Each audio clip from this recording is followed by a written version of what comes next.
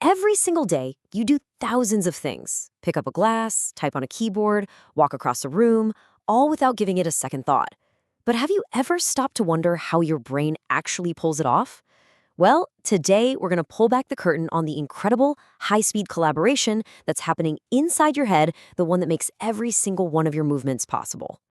I mean, really think about it. You're sitting there, you see your cup of coffee, and you decide you want a sip. Just a simple thought. And then, a moment later, your hand is reaching out, your fingers are perfectly shaping to the handle, and you're lifting it. How on earth does that happen?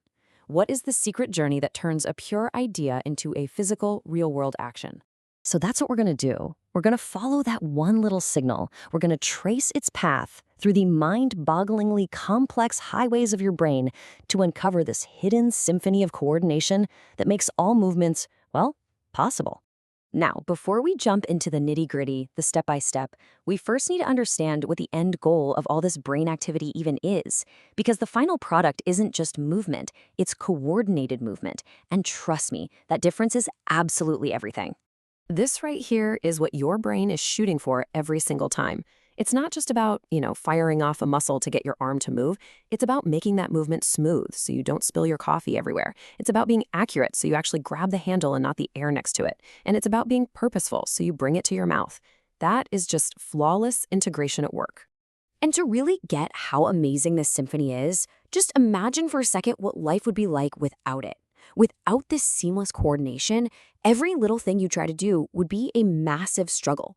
Your actions would be clumsy, maybe shaky, and broken up into these weird, disjointed pieces.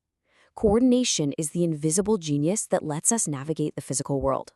Okay, so the very instant you decide you want to move, your brain goes to work. It becomes an architect, and it starts drawing up a super detailed blueprint for the action you're about to take.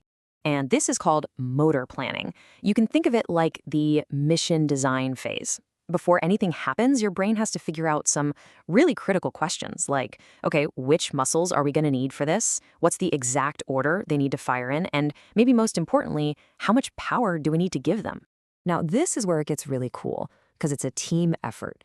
That first spark, the idea, I want some coffee, that starts way up in the association cortex, which is kind of like the brain's big picture CEO suite.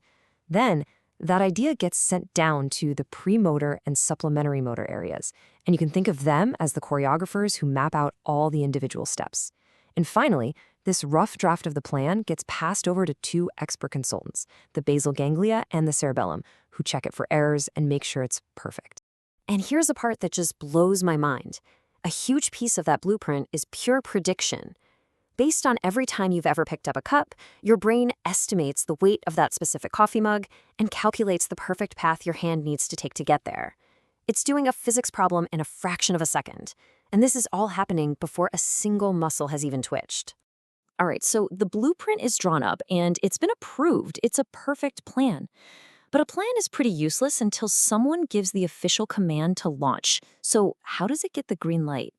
I mean, have you ever thought about doing something, maybe imagined reaching for an object, but you didn't actually do it? Of course you have. Your brain is constantly creating these little motor plans that never see the light of day.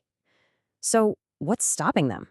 Well, the answer lies with one of our expert consultants from before, the basal ganglia. You should think of it as a super sophisticated bouncer at a club. It's holding back this huge crowd of potential movements all wanting to get through. It keeps that gate firmly shut until the one correct desired plan gets the VIP pass to go ahead. And this table really gets to a critical distinction. Initiation, which is managed by the basal ganglia, is all about the decision of when to go. It's the starting pistol in a race. Execution is the race itself. It's the actual process of sending those commands down the superhighway of your spinal cord. Separating the when from the how is what gives us such precise timing and amazing control. So, the signal is sent. Your arm is now moving toward that coffee cup. But listen, the mission is not over. Not by a long shot. Now, the brain has to act like a guidance system on a rocket, making tiny adjustments to make sure your hand stays perfectly on course. As your hand is traveling through the air, it is sending back a constant flood of data to mission control. You have your proprioceptive sense. That's like your brain's internal GPS, telling it your arm's exact position without you even having to look. Your vestibular system is managing your balance. Your eyes are tracking the target, and your sense of touch is getting ready for the feeling of that warm ceramic cup. Right, so you've got all this data streaming in, but that data is totally useless unless someone is actually looking at it and comparing it to the original blueprint. Is your hand where it was supposed to be at this exact moment? Is it moving at the right speed? And if there's any kind of mismatch, who is in charge of making the correction on the fly? This is the highly specialized #1 job of the cerebellum. It is the brain's master comparator. It takes the original motor plan from the cortex and it compares it millisecond by millisecond with all that sensory feedback coming from your moving arm. And if it detects any error, even a tiny one, it instantly calculates a course correction and sends out an update. And that's how your hand lands perfectly on the cop every single time. Okay, so we've seen this incredible system working in perfect harmony. But to really, truly appreciate it, sometimes it helps to see what happens when parts of this amazing machine start to break down.